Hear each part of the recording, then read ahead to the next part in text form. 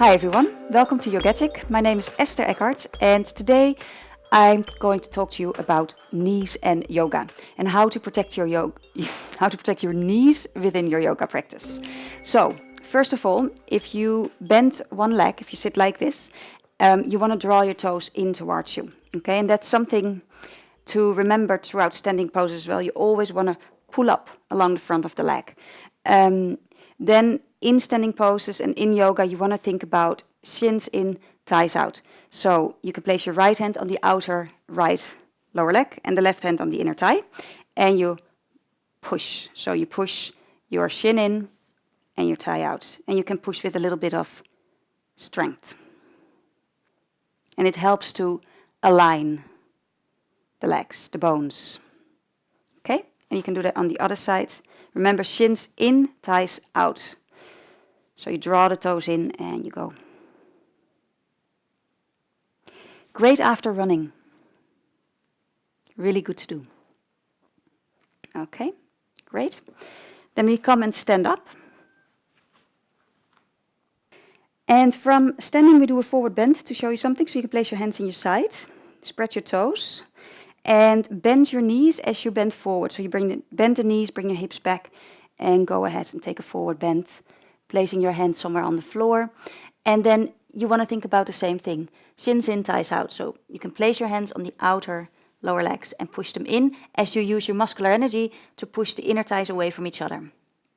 Shins in, thighs out. It also, you feel how it opens the sacrum, also as a result of this, opens the hips. But really it's about aligning the knees today.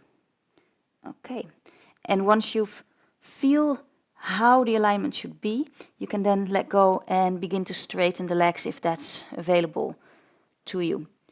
Still thinking about shins in and thighs out. Okay, that too so far.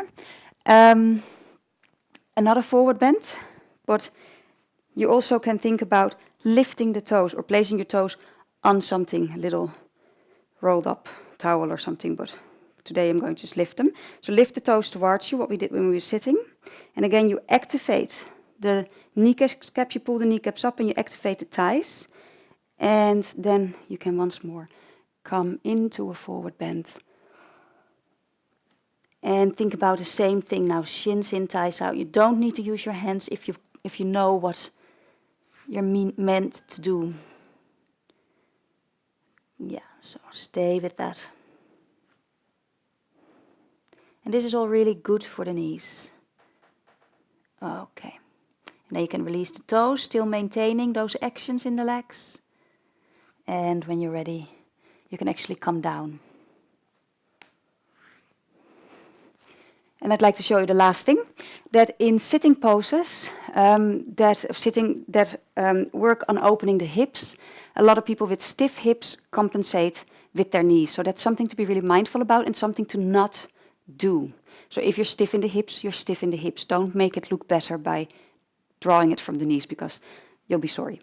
So you're always trying to keep the alignment of drawing your foot into your knees to stabilize this area. And for example, if you do that in a pigeon pose, then the flexibility is forced to come from the hips and not from the knees. So you always want to keep that flexed, especially if you move on with bringing that lower leg more parallel to the front of the mat. You keep your foot always flexed. Okay, that's it.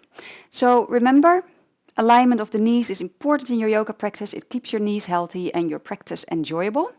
One more thing is to drink plenty of fluid, water, and take some oils for your joints, especially if you get older.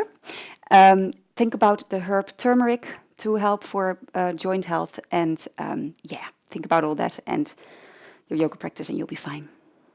Thank you for joining me.